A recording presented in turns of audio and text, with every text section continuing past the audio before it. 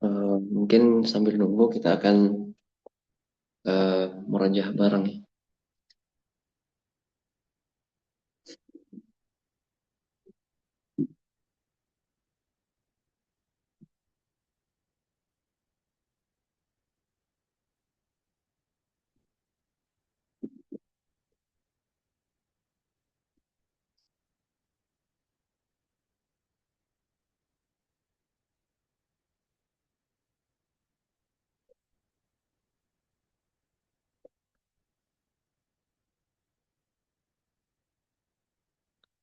Oke, karena udah hadir Ustadz ya, insya Allah bisa kita mulai. Iya Ustaz. Baik. Sebentar. Baik, Bismillah, karena udah jam 5.33 ya, insya Allah kita akan mulai. Baik, Bismillah, Assalamualaikum warahmatullahi wabarakatuh. Innal hamdalillah nahmaduhu wa nasta'inuhu wa nastaghfiruh wa na'udzu billahi min shururi anfusina wa min sayyiati a'malina may yahdihillahu fala mudilla lahu wa may yudlilhu fala hadiya lahu. La qawla wa la kalimata alqaituha illa kalimatu syukr. Alhamdulillah. Assalatu wassalamu ala khairul wara wa ajmalihim sabra wa ahdahum ila al-haqqi turaqa. Pertama-tama mari kita panjatkan puji dan syukur kepada Allah Subhanahu wa taala yang telah memberikan kesehatan kepada kita semua sehingga kita bisa bertemu di majelis ilmu, yakni di majelis virtual yang insya Allah diberkahi Allah Subhanahu wa taala. Dan juga salawat serta salam adalah kita curahkan kepada Nabi kita Nabi Muhammad sallallahu alaihi wasallam, para sahabatnya, tabi'in, tabi'in dan umatnya senantiasa mengikuti dan meniti jejak dan langkah beliau sampai hari kiamat kelak. Dan semoga kita menjadi bagian yang mendapatkan syafaat dari Nabi kita Nabi Muhammad sallallahu alaihi wasallam. Yang kami hormati para jamaah kajian virtual, guru, karyawan, para pengasuh, semoga Allah Subhanahu wa taala memberkahi kita semua dan juga telah hadir ya, bersama kita Al Ustad. Udah hadir ya Ustadnya? Sudah Ustaz. Ya, kurang kencang. Telah hadir bersama kita Al Ustad, materi kita yang luar biasa. Kita Al Ustad Dr. Randes Munif Haikal Salim Hilabi. Assalamualaikum Ustad, bagaimana kabarnya?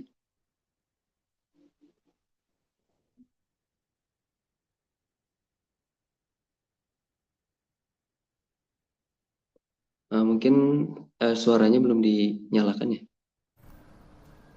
Sudah Ustaz, mungkin ditunggu aja. Lagi ke air mungkin. Oh, belum.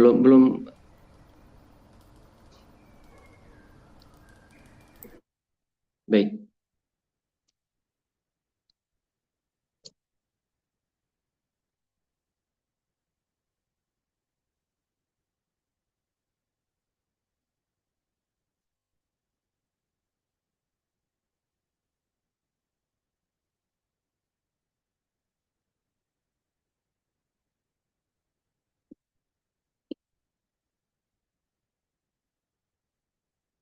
Baik, untuk mungkin untuk memanfaatkan waktu,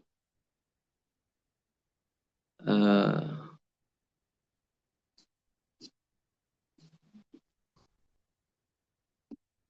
mari sama-sama kita memurojaah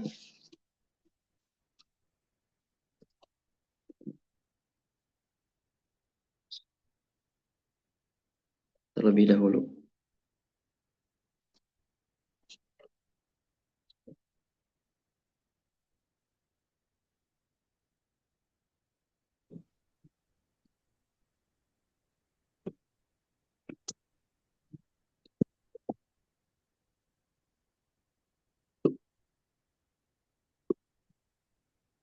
Ya, kita akan murojaah ya surat Ad-Dariyat mungkin. Sambil menunggu, insya Allah kita akan murojaah surat Ad-Dariyat bagi teman-teman yang bisa mau mengikuti, silahkan ya.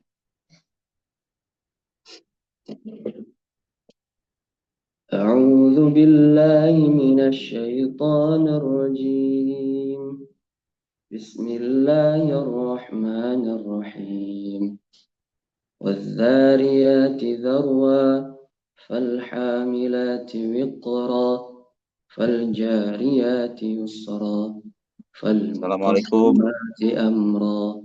Waalaikumsalam, ahlan wa sahlan. Ya, mohon maaf tadi masih ada kajian. Sekarang Oh sudah iya, bisa, Ustaz. insya Allah. Ya, insya Allah. Bisa sekarang bergabung, Ustaz? Insya Allah. Iya. Baik, insya Kedengaran Allah. suara saya? Alhamdulillah jelas, Ustaz. Alhamdulillah. Baik. Mungkin kita sapa terlebih dahulu ya, Ustaz. Bagaimana kabar, Ustaz? Assalamualaikum. Suaranya kecil ya. Kecil. Ah, Ada volume digedein. oke. Sekarang aman, Ustaz? Kalau volume di saya sudah besar ini. Di loudspeakernya Ustaz mungkin. Ada lambang speaker itu bisa diklik.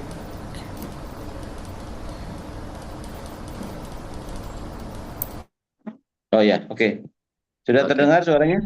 Oke Ustaz. Terdengar, Ustaz. Kalau ke sini terdengar sangat jelas. Iya, baik. Oke, baik. Silakan. Oke, langsung saja ya, izinkan kami untuk membacakan terlebih dahulu susunan acara pada pagi hari ini. Yang pertama pembukaan agar majelis kita diberkahi Allah Subhanahu wa taala. Mari sama-sama kita buka acara pada kesempatan kali ini dengan basmalah. Bismillahirrahmanirrahim.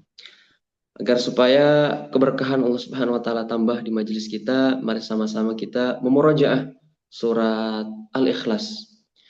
أعوذ بالله من الشيطان الرجيم بسم الله الرحمن الرحيم قل هو الله أحد الله الصمد لم يلد ولم يولد ولم يكن له كفوا أحد صدق الله العظيم وصدق رسول الكريم ونحن على ذلك من الشاكرين الشاهدين.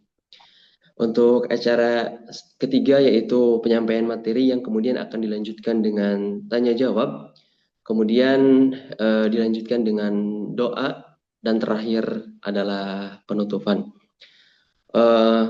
Untuk jemaah sekalian, tema yang akan di pagi hari ini sangat relevan dan juga mendalam, yaitu 3 sikap kita dalam menghadapi musibah ataupun ujiannya.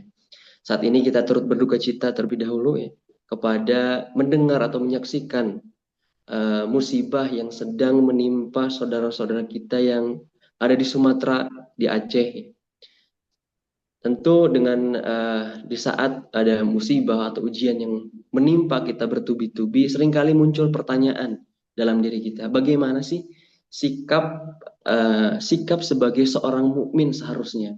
Apakah kita harus hanya bersabar saja atau ada makom yang lebih tinggi daripada sabar? Seperti itu. Di pagi hari ini kita akan membedah agar kita bisa menyikapi musibah ataupun ujian yang Allah Subhanahu wa taala berikan kepada kita dengan cara yang dicintai Allah Subhanahu wa taala. Untuk itu kepada Ustadz Munif ya, yang akan bersamai kita akan menyampaikan tausiahnya selama kurang lebih 40 sampai 45 menit. Waktu dan tempat kami persilahkan. Baik. Jazakallah khair. Bismillahirrahmanirrahim. Assalamualaikum warahmatullahi wabarakatuh. Waalaikumsalam warahmatullahi wabarakatuh. Hamdan wa syukran lillah. Assalatu wassalamu ala rasulillah wa ala alihi wa sahbihi wa man tabi'ahu wa mawala. La hawla wa la quwwata illa billahil aliyil azim. Alhamdulillah, kita semua dapat bertemu kembali dalam kondisi yang sehat walafiat insyaallah, dalam kondisi di mana kita aman, Tidak seperti saudara-saudara kita yang saat ini dalam kondisi ketakutan, penderitaan, akibat musibah yang mereka alami saat ini. Teriring salat dan salam tak lupa kita kirimkan kepada junjungan kita Nabi besar Muhammad sallallahu alaihi wasallam, serta keluarga, sahabatnya, dan insya Allah kita semua membersamai dengan Nabi kita Muhammad sallallahu alaihi wasallam di surga Jannatul Naim. Para pengurus daripada Al-Irsyad Al-Islamiyah Bandung serta jamaah sekalian yang berbahagia, kesempatan ini mari kita gunakan untuk kita bermuzakarah, ya, saling, ya, kita berusaha untuk mengingatkan di antara kita betapa kita harus memahami tentang kondisi saudara-saudara kita yang terkena musibah saat ini, atau mungkin kita sendiri atau jamaah sendiri sedang mengalami musibah. Nanti kita akan bahas apa itu arti daripada musibah. Secara umum, sifat daripada musibah ini kita bisa kategorikan kepada dua kelompok. Yang pertama, musibah itu bisa bersifat ujian. Apa itu musibah? Musibah itu dari kata asoba. Asoba yusibu. Sehingga kata itu bermakna mengenai, menimpa. Sesuatu yang mengenai, menimpa kepada seseorang, pada hakikatnya itu adalah musibah. Seseorang dikenai dengan hal-hal yang susah, menderita, itu adalah musibah. Tapi tidak banyak yang tahu bahwasanya seseorang mengenai kebaikan kepadanya, mengenai kepadanya jabatan, mengenai kepadanya harta yang cukup besar, ini tidak dinamai sebagai musibah. Ini sesuatu yang harus kita koreksi bersama. Karena Allah sendiri menyatakan musibah itu dua sisi. Ya. Wa ma asabaka min hasanatin faminallah. Wa ma asabaka min sayyi'atin famin nafsik. Bahwasanya apa-apa yang menimpa kepadamu dari hal yang baik-baik itu pasti 100% datangnya dari Allah Subhanahu wa taala. Jadi kalau seseorang ditimpa mengenai kepadanya kebaikan, apapun kebaikannya, tadi disebutkan baik berupa harta, baik berupa jabatan, baik berupa materi, keduniaan dan sebagainya, maka sesungguhnya dia telah mendapatkan musibah. Pada hakikatnya begitu, apabila dia tidak bisa menjalankannya dengan sebaik-baiknya. Tapi kalau apa yang menimpa kepadamu dari sebuah keburukan, maka tentunya bukan hanya berasal dari Allah, tapi ada andil manusia di dalamnya. Sehingga dalam hal ini, kalau musibah itu berupa ujian, berarti ini untuk menguji daripada kualitas keimanan kaum atau seseorang itu. Sebagaimana Allah berfirman dalam surat Al-Ankabut ayat 2-3, Allah berfirman, A'udzubillahi minasyaitonirrajim, ahasiban nasu ayyutraku ayyakulu amanna wa hum la yuftanun. Apakah manusia mengira bahwa mereka dibiarkan begitu saja mengatakan beriman, kami telah beriman, padahal mereka tidak diuji?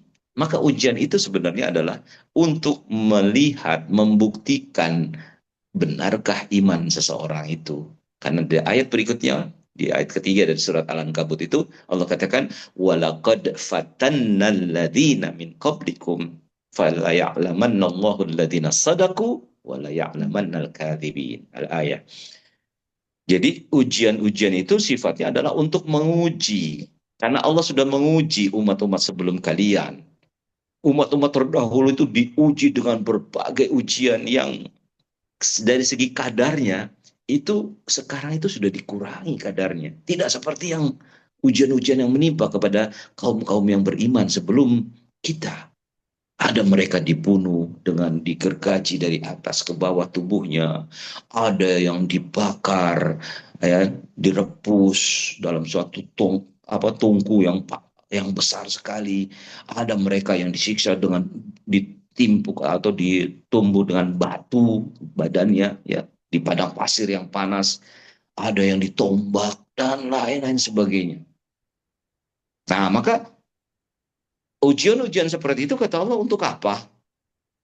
Untuk membuktikan siapa di antara kalian yang benar-benar beriman, imannya itu benar, dan siapa yang imannya cuma kamuflase, cuma bohong. Ya, kan ada istilah begini-gini, tapi bohong. Nah, itu. Iman itu masih bohong, masih belum benar. Kalau benar, maka dia akan menjadikan ujian musibah itu sebagai sebuah ujian baginya. Nah, berikutnya yang kedua adalah bahwa ternyata uh, ujian itu, musibah itu bisa berbentuk atau bersifat yang kedua, yaitu azab. Azab itu kepada siapa? Kepada mereka-mereka yang beriman, tapi melakukan pelanggaran. Ada ketentuan-ketentuan Allah yang dilanggar.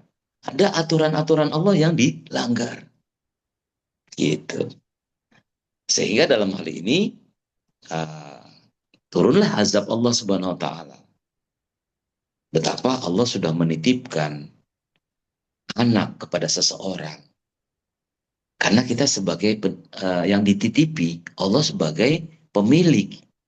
Nah, kalau seseorang itu sebagai yang dititipi anak, maka dia harus menjaganya dengan baik. Ternyata anaknya itu ada yang pemabokan, ada yang tukang judi, ada yang nauzubillah pergaulan bebas, narkoba dan sebagainya. Yang punya manusia tadi, pemilik itu, yaitu Allah, marah. Seseorang dititipin harta, seharusnya hartanya itu dipergunakan di jalan Allah, dikeluarkan fisabilillah. Tapi ternyata malah justru dia berfoya-foya dengan hartanya, menimbun-nimbun hartanya, sampai baru sadar ketika dia di liang kubur. Alhaakumut takatsur hatta zurtumul maqabir. Baru sadar ketika dia ada di liang kubur. Yang pemilik harta tersebut marah. Begitu pula Indonesia, bumi yang sedemikian bagusnya, bumi yang sedemikian indahnya, dengan berbagai potensi alamnya yang luar biasa, baik di dalam bumi maupun yang berada di atas permukaan bumi, itu semua adalah titipan Allah. Seharusnya dijaga, seharusnya dikembangkan untuk kesejahteraan manusia.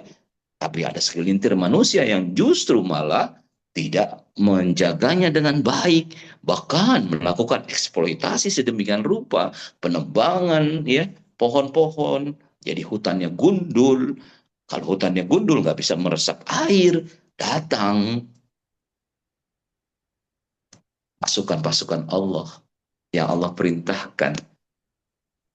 Jadi banjir bandang, ya, jadi yang namanya gunung meletus, dan sebagainya, itu adalah ya demonya aparat-aparat Allah atas pelanggaran-pelanggaran yang dilakukan oleh segelintir manusia yang tidak bertanggung jawab. Satu kondisi yang real, yang fakta terjadi di lapangan. Kebetulan saya sendiri ya mendengar langsung dari ulama Aceh pada saat terjadinya setelah terjadinya tsunami tahun 2004. Kami bertemu dengan Buya, ya kita sebutnya Buya, yang menjadi pengurus atau imam besar Masjid Raya Banda Aceh pada saat setelah kejadian tsunami tersebut. Kami bertanya, Buya, ini kan Banda Aceh ini kan masyarakat Muslim yang terkenal dengan serambi Mekah, yang tentunya mereka adalah orang-orang yang fanatis terhadap agamanya. Kenapa kok sampai akhirnya ada tsunami yang besar sekali ini? Buya mengatakan begini, kami ulama Aceh sudah menasehati mereka-mereka yang setiap malam minggu atau malam hari libur itu mereka mabuk-mabukan di pinggir-pinggir pantai di Banda Aceh ini. Ya, kami sudah peringatkan. Bahkan mereka memakai organ tunggal, joget-joget sambil mabuk-mabukan di pinggir-pinggir pantai. Sampai kami peringatkan bahwa hati-hati kalian. Ketika kalian tidak mau berhenti dari hal seperti ini, kemaksiatan seperti ini, nanti azab Allah akan menimpa kepada kalian. Kenyataannya, selang beberapa hari setelah peringatan tersebut, datang pasukan Allah berupa air laut yang masuk ke daratan. Sampai-sampai saya menyaksikan pada saat itu betapa ada sebuah kapal besar, ya, yang bisa dari laut itu sampai 2 kilometer ke daratan. Dan akhirnya perahu tersebut, kapal besar tersebut sekarang jadi museum peringatan daripada tsunami di Aceh. Ini sebuah kondisi yang faktual terjadi manakala peringatan-peringatan Allah itu dilanggar, manakala nasihat-nasihat ulama yang sudah memperingatkan kaumnya itu sudah tidak diabaikan. Hati-hati. Allah berfirman dalam surat Al-Anfal, "Wattaqu fitnatan lati la tusibanna alladhina zalamu minhum khassa." Hati-hati terhadap azab Allah yang tidak hanya mengenai kepada mereka-mereka yang berbuat zalim saja. Nah, semua. Ini yang kita khawatirkan. Baik, terlepas daripada apakah itu ujian, apakah itu azab, maka kita harus mengambil sikap dalam hal ini. Kepada baik diri kita yang kena musibah maupun kepada saudara-saudara kita yang sedang mengalami musibah, 3 hal yang harus kita perhatikan. Yang pertama adalah sabar. Apa itu sabar? Tentunya pengertian sabar yang dikehendaki oleh Allah di dalam Al-Quran tidak sama dengan sabarnya menurut kebanyakan orang.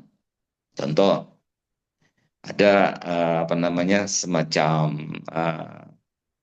pendapat dari golongan yang di luar Islam mengatakan kalau kau ditampar pipi kanan, kasih pipi kiri. Nah, itu bukan sabar. Ya. Atau ada seseorang, ya, yang memiliki paham begini. Kakinya sudah diinjak, sakit, tapi dia masih bilang, "Maaf, kaki saya keinjak." Gitu. Dia masih bisa bilang, "Maaf," gitu. Padahal dia dizolimi. Apakah itu yang namanya sabar? Tentunya tidak. Sabar bukan menerima sepenuhnya. Tapi sabar adalah sesuai dengan firman Allah di dalam surat Ali Imran ayat 147 mengatakan, A'udzubillahi minasyaitonirrajim, "Kam min nabiyyin qatala ma'ahu ribbiyuna katsir, fama wahanu lima asabahum fi sabilillah wa ma dha'ufu wa mastakan. Wallahu yuhibbus sabirin." Ayat ini ditutup dengan wallahu yuhibbus sabirin. Allah suka terhadap orang-orang yang sabar. Siapa orang-orang yang sabar yang dicintai oleh Allah? Mereka-mereka yang memiliki 3. Yang pertama, mereka adalah orang-orang yang tidak merasa lemah terhadap berbagai goncangan, terhadap ujian yang diberikan kepada mereka fi sabilillah ketika mereka berada di jalan Allah. Jadi, artinya ujian-ujian tersebut bagi orang beriman adalah merupakan sesuatu yang bisa menguatkan, bukan malah melemahkan. Ujian-ujian itu justru malah membuat seseorang menjadi lebih strong, struggle untuk menghadapi kondisi yang selanjutnya. Karena sabar itu dalam bahasa Arab artinya as-sabru habsun nafsi fima yakrahu, menahan diri dari sesuatu yang dia tidak sukai. Memang siapa yang suka akan dapat musibah, rumahnya ke bawah, ya, lumpur, ada erosi, ada banjir bandang. Akhirnya walaupun punya rumah, tapi rumahnya sudah ditenggelami oleh lumpur yang bisa sampai 1 meter, bahkan lebih dari 1 meter itu lumpur numpuk di rumah mereka. Itu yang masih ada sisa rumahnya. Bahkan ada beberapa desa, 4 desa yang sudah tidak lagi ketahuan di mana rumahnya, di mana tanahnya. Bahkan ada mereka-mereka yang, ya, auzubillah, ya, sampai, ya, akhirnya diambil nyawanya oleh Allah Subhanahu wa taala. Ribuan, bahkan ada yang belum ketemu. Ya, bagaimana nasibnya? Hilang. Dan ada dari mereka itu yang terluka, masih dirawat di dalam tenda-tenda darurat dan sebagainya. Nah, ini. Tidak mereka menyerah. Ya, tidak mereka menyerah. Sebagaimana kalau dalam peperangan itu sampai mengibarkan bendera putih. Nah, itu ciri orang yang sabar. Tidak menyerah. Yang ketiga, tidak putus asa. Kenapa? Karena mereka masih memiliki Allah. Mereka masih memiliki saudara-saudaranya yang insya Allah akan membantu mereka. Bahwa ini adalah sifatnya sementara. Dan akan ada jalan keluar yang diberikan oleh Allah dan saudara-saudara mereka yang akan membantunya. Ini tentang kesabaran. Sehingga Allah Subhanahu wa taala memuji orang-orang yang sabar itu, ya, bahwasanya innama yuwaffas sabiruna ajrahum bighairi hisab. Orang yang sabar itu pahalanya tidak dibatasi oleh Allah. Kalau kita menjalankan satu ibadah, itu ada ketentuannya. Siapa yang sholat berjamaah 27 derajat, ada ukurannya. Tapi kepada mereka orang yang sabar, nggak ada batasannya, nggak ada ukurannya. Itu mah terserah Allah memberikan ganjaran kepada mereka karena berkat kesabarannya. Wabasyiris sabirin, beritakanlah kabar gembira bagi orang-orang yang sabar. Siapa orang-orang yang sabar itu? Alladzina idza asabathum musibatun qalu inna lillahi wa inna ilaihi rajiun.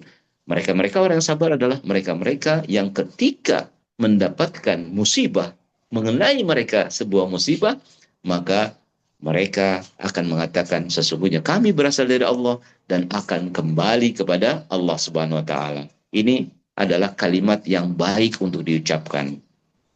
Tapi sebagaimana saya sebutkan di awal, bahwasanya musibah itu bukan sesuatu yang sifatnya buruk-buruk saja.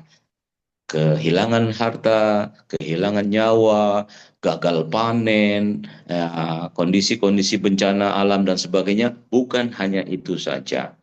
Ternyata tadi saya sebutkan dalam mukaddimah tadi bahwa musibah itu sesuatu yang menimpa kepada manusia bisa berbentuk yang baik.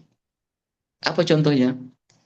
Ketika Abu Bakar As-Siddiq, sahabat Nabi yang utama dan juga merupakan besan daripada Rasulullah SAW, ketika dilantik menjadi khalifah pertama dalam sejarah Islam, beliau mengatakan di pidatonya, Inna lillahi wa inna ilaihi rajiun.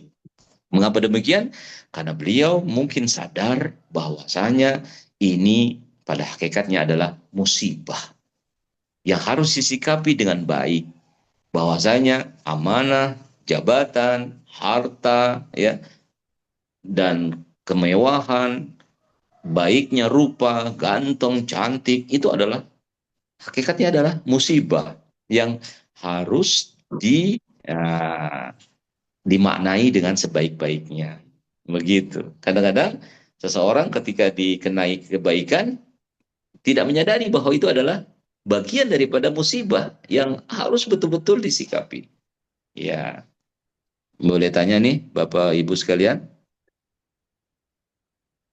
Halo? Ya, Ustaz. Iya, contohnya, misalkan nih MC kita siapa Pak Eden ya? Mas Saya Ustaz. Bilal. Nazilal ya. Oh, iya. Ketika Anda pertama kali ya mengenal wanita yang saat ini menjadi istri Anda, katakanlah wanita ini adalah diciptakan oleh Allah cantik sekali. Kira-kira pada saat itu Anda mengatakan Alhamdulillah apa Innalillahi? Alhamdulillah ta'ala. Alhamdulillah kan selalu Alhamdulillah gitu. Nah, seseorang yang tiba-tiba mendapatkan harta yang berlimpah, iya. Kadang-kadang lupa dia mengatakan innalillahi, yang diucapkan apa? Alhamdulillah. Alhamdulillah. Nah, padahal ya ini adalah bagian daripada ujian untuk menguji apakah dia bisa memelihara istrinya yang cantik dengan sesuai ketentuan Allah dan Rasulnya. Apakah dia bisa diberi titipan ya amanah harta yang sedemikian besarnya ya dengan sebaik-baiknya. Apakah dia bisa menjalani daripada jabatan yang dikenai kepada dianya dengan sebaik-baiknya, sampai-sampai ada seorang sahabat Abu Dzar Al-Ghifari meminta jabatan kepada Nabi. Kata Nabi, jangan. Karena jabatan itu akan membawa penyesalan kamu nanti di akhirat. Sampai demikian rupa kehati-hatian Nabi ya kepada seseorang yang meminta jabatan. Nauzubillah, di zaman sekarang justru jabatan itu diperebutkan. Justru kursi itu diperebutkan. Justru orang berlomba-lomba dalam kampanyenya kepada pemilihan terhadap dirinya. Pilihlah saya, pilihlah saya. Dengan program-program yang sangat baik seperti ini. Malah berusaha untuk memilih saya. Nah ini satu kondisi yang real yang terjadi di masyarakat kita saat ini. Maka dengan demikian, ayo kita pahami bahwa yang namanya musibah sekali lagi bukan hanya dari satu sisi yang buruk, tapi juga dari sisi kebaikan. Dengan catatan bahwasanya sesuatu yang baik pasti berasal dari Allah, dan sesuatu yang buruk itu tidak hanya berasal dari Allah, tapi ada andil manusia di dalamnya. Sebagaimana firman Allah dalam surat Ar-Rum ayat 41, A'udzubillahi minasyaitonirrajim, Zaharal fasadu fil barri wal bahri bima kasabat aidin nas. Telah nampak kerusakan di daratan dan di lautan karena ulah tangan manusia. Ulah manusia terlibat di dalamnya. Baik, yang kedua, sikap yang harus dihadapi oleh kita dalam menghadapi musibah ini adalah ta'awun, tolong menolong. Karena mukmin dengan mukmin yang lain, kata Nabi, seperti satu tubuh. Saling mendukung, saling menopang, saling melindungi satu sama lain. Maka sudah sepatutnya kita semua bergerak. Yang punya harta silahkan dengan hartanya, yang punya tenaga silahkan dengan tenaganya menjadi tim relawan, yang memiliki konsep bagaimana untuk secepatnya saudara-saudara kita ini pulih dari kondisi yang seperti ini.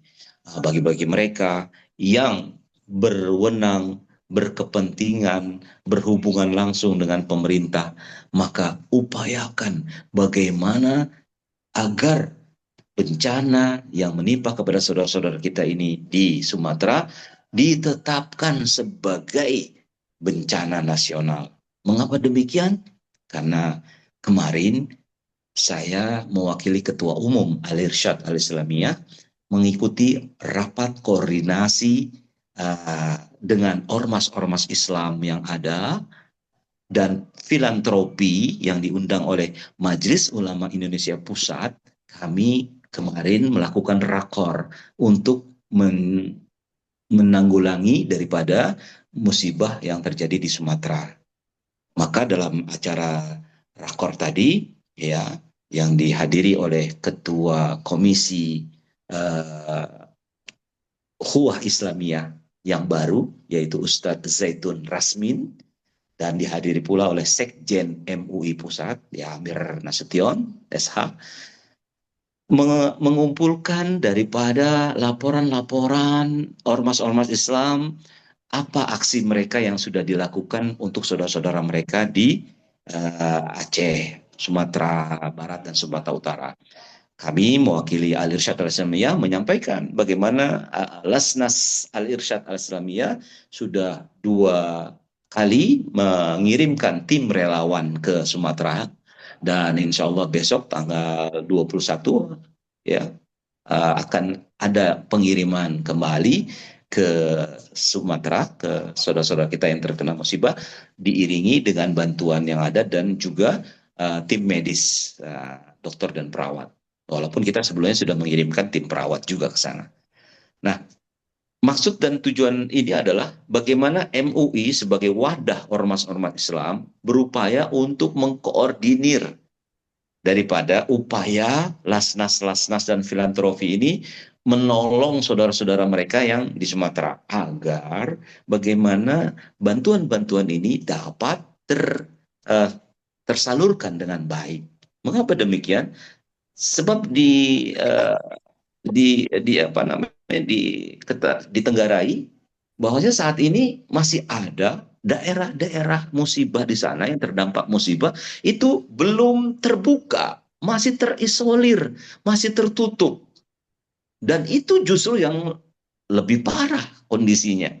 Sementara ada bantuan-bantuan yang sudah datang numpuk di satu daerah. Nah, misalkan di Aceh, di Tamiang, itu banyak sekali bantuan itu yang terdapat di sana, yang belum tersalurkan. Sementara ada daerah-daerah lain yang membutuhkan. Nah, maka dalam acara rakor kemarin dilakukan konferensi pers yang menginformasikan 3 hal. Yang pertama, kami MUI beserta ormas-ormas Islam dan filantropi yang ada mendesak pemerintah untuk segera memberlakukan kondisi bencana nasional kepada saudara-saudara kita yang di Sumatera. Betapa tidak, di Korea saja terjadi kebakaran hutan, hanya 4 orang yang meninggal, itu langsung pemerintah memberlakukan bencana nasional. Ini sudah ribuan yang meninggal, sudah banyak ya rumah-rumah dan lahan-lahan tanah yang sudah terbawa lumpur yang besar dan banjir yang bandang, dan banyak yang terluka, dan juga ratusan orang yang belum diketemukan sampai saat ini. Ya, ini masih belum diberlakukan kondisi bencana nasional. Padahal dengan terbukanya ya, atau katakanlah kondisi ini menjadi bencana nasional, pasti itu bantuan-bantuan dari internasional akan muncul, bukan hanya dari internal. Tapi yang terjadi sekarang justru malah bantuan dari Uni Emirat Arab, dari negara-negara lain, itu justru malah di stop dan tidak boleh diterima. Ini satu kondisi yang sangat antagonis dengan keadaan yang sebenarnya. Yang kedua, kami menyatakan bahwasanya MUI secara terus-menerus akan melakukan koordinasi dengan lasnas-lasnas yang atau ormas-ormas Islam yang berada di bawah MUI secara filantropi yang ada, untuk melakukan koordinasi bantuan kemanusiaan kepada saudara-saudara kita yang di Sumatera. Yang ketiga, bahwasanya dari sifat tolong-menolong ini, kami adalah saudara mereka-mereka yang tertimpa musibah. Tidak mengenal atau tidak membeda-bedakan antara muslim dengan non-muslim. Kami adalah saudara kalian yang saat ini sedang menderita. Kira-kira seperti itu ya, bentuk ta'awun, bentuk tolong-menolong yang harus kita lakukan. Karena ini proses yang panjang, yang tidak bisa sehari, 2 hari, atau sebulan, 2 bulan akan selesai. Diprediksi bahwa musibah ini yang menimpa saudara-saudara kita di Sumatera minimal 2 tahun akan pulih. Dan Menteri Keuangan kita, Pak Purbaya, sudah menyatakan bahwa sudah disiapkan anggaran sekitar 60 triliun dari pemerintah pusat. Nah, ini membuktikan betapa memang kondisinya sangat besar, kendalanya pun masih besar, banyak daerah-daerah yang belum terbuka, dan juga pemulihannya itu membutuhkan waktu yang sangat besar dan biaya yang sangat besar. Baik. Yang ketiga, yang terakhir adalah sikap kita adalah bagaimana berupaya untuk ya memberikan optimisme kepada saudara-saudara kita yang sedang terkena musibah. Jadi kalau kita menghadapi suatu musibah, baik diri kita maupun kepada saudara-saudara kita yang menderita atau terkena musibah, sikap optimis ini harus selalu ada. Jangan pesimis, jangan putus asa, jangan merasa bahwa ini akhir daripada segala-galanya. Tidak. Karena yang paling berbahaya adalah bagaimana kalau sudah tidak berdaya secara ekonomi, tidak berdaya pula terhadap keimanan. Maka yang perlu kita lakukan adalah bukan hanya dari sisi materi, tapi bagaimana kita menumbuhkan rasa optimis mereka terhadap minimal dua hal, yaitu kita perhatikan pendidikan anak-anak mereka. Kita perhatikan bagaimana ibadah mereka, bagaimana keimanan mereka. Jangan sampai mereka akhirnya putus asa terhadap pendidikan anak-anak mereka. Tentunya kita harus bangun sekolah-sekolah darurat. Kita harus bangun mentalitas anak-anak supaya terus belajar. Dan yang kedua, jangan sampai keimanan mereka pun hancur. Sebab ketika iman sudah hancur, ini akan muncul, akan berdatangan mereka-mereka yang menamakan dirinya kemanusiaan dan lain sebagainya, padahal di belakang mereka ada propaganda-propaganda tersembunyi yang justru akan memurtadkan saudara-saudara kita yang sedang terkena musibah. Mudah-mudahan hal ini tidak terjadi. Insya Allah, tiga sikap ini yang harus ada pada kita, yaitu sabar. Yang kedua adalah sikap saling tolong-menolong. Yang ketiga, tumbuhkan rasa optimis kepada mereka-mereka yang masih terdampak musibah. Demikian barangkali, mudah-mudahan kita selanjutnya bisa bertanya jawab. Baik, terima kasih banyak kepada Ustadz yang telah menyampaikan materinya. Masya Allah sangat relevan dengan apa yang terjadi khususnya di negara kita yang di Indonesia. Tadi sampaikan bahwa ada tiga sikap ya yang semestinya kita lakukan. Yang pertama sabar, ya. Sabar atas apa yang Allah berikan, atas musibah, atas ujian yang Allah Subhanahu wa taala berikan kepada kita. Kemudian dari kita itu harus tahun ya saling tolong menolong. Dalam hal ini Al Irsyad pun tidak tinggal diam ya, terus melakukan bantuan kepada saudara-saudara kita yang ada di Sumatera sana. Dan terakhir adalah berupaya untuk memberikan optimisme kepada mereka-mereka yang ditimpa musibah, khususnya saudara-saudara kita yang ada di Sumatera sana. Oke, selanjutnya bagi jamaah sekalian, teman-teman sekalian, jika ada pertanyaan ataupun pertanyaan, dipersilahkan bisa langsung membuka mikrofon ataupun bisa ditulis di kolom obrolan seperti itu. Mungkin sebelum ke jamaah, boleh dari MC Ustaz pertanyaan? Wah, begitu ya. Silakan, Bang. Siap. Mungkin ini sangat familiar di kalangan orang-orang lah seperti itu. Jadi ada yang mengatakan bahwa sabar juga ada batasnya gitu. Apakah perkataan ini benar atau tidak sesuai dengan makna sabar yang diinginkan Allah Subhanahu wa taala? Seperti itu. Ya, terima kasih. Nah, sebenarnya kalimat itu tidak tepat. Lebih tepatnya adalah apabila mereka mendapatkan musibah, mereka mengatakan inna lillahi wa inna ilaihi rajiun. Sesungguhnya kami berasal dari Allah dan akan kembali kepada Allah. Kalau batasan sabar itu adalah seperti ini, itu yang benar. Artinya, sabar itu sejak kita ada di muka bumi sampai kita kembali kepada Allah. Itu batas sabar. Jadi selama belum kita kembali kepada Allah, berarti sabar nggak boleh ada batasnya. Contoh misalkan seseorang yang mengatakan, saya sudah hilang kesabaran saya. Betul. Sabar itu udah habis. Ini sabar itu pasti ada batasnya. Betul, sabar itu ada batasnya, yaitu apa? Innalillahi wa inna ilaihi rajiun. Selama belum kita meninggal, pasti dibutuhkan sabar. Dan itu tidak ada batasnya sampai mati. Kira-kira begitu.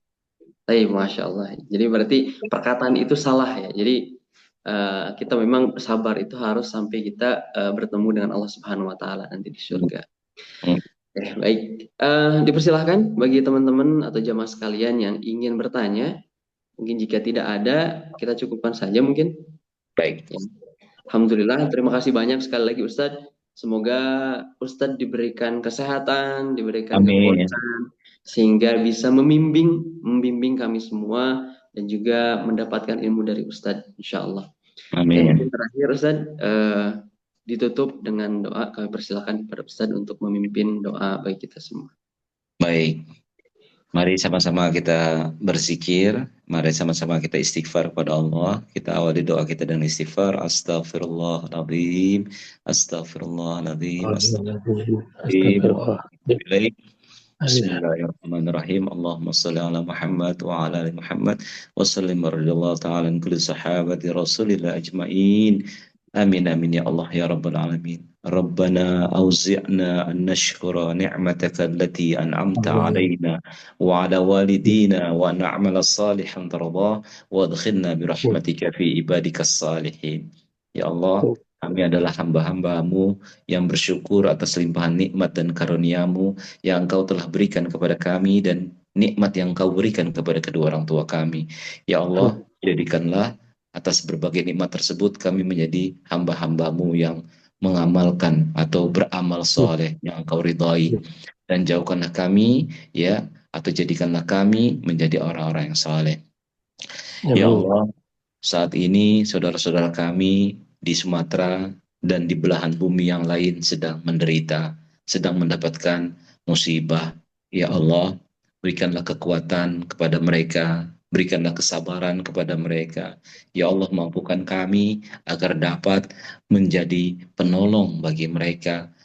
Upayakan kami dapat berkoordinasi dengan baik sehingga kami bisa melakukan yang namanya wa ta'awanu 'alal birri wat taqwa, saling tolong menolong dalam kebajikan. Ya Allah, jauhkanlah kami dari musibah-musibah yang akan datang. Ya Allah, Allahumma dfa'na minal bala wal waba wal bala wal fahsya wal munkar birahmatika ya arhamar rahimin. Allahumma sallimna wal muslimin. Allahumma sallimna wal muslimin. Allahumma sallimna wal muslimin birahmatika ya arhamar rahimin. Rabbana la tuzigh qulubana ba'da idh hadaitana wa hab lana min ladunka rahmah innaka antal wahhab. Rabbana atina fid dunya hasanah wa fil akhirati hasanah wa qina adzabannar. Wa sallallahu ala nabiyyina Muhammadin wa ala alihi wa sahbihi wasallam walhamdulillahi rabbil alamin. Terima kasih atas perhatiannya. Maaf. Assalamualaikum warahmatullahi wabarakatuh. Waalaikumsalam warahmatullahi wabarakatuh. Terima kasih Ustadz. Dan juga jamaah sekalian juga terima kasih banyak atas kehadirannya. Semoga kita diberikan kesehatan sehingga kita bisa bertemu kembali di lain waktu dalam majelis virtual subuh ini. Oke, dari kami mohon maaf jika ada kekurangan dari MC. Mari sama-sama kita tutup perjumpaan yang dimuliakan ini dengan sama-sama membaca doa kifaratul majlis. Subhanakallahumma wa bihamdika.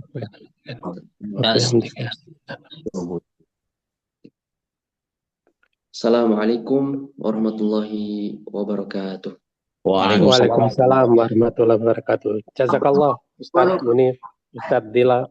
Naam, barakallahu fikum. Ustaz, sampai ketemu lagi. Ya, assalamualaikum. Waalaikumsalam.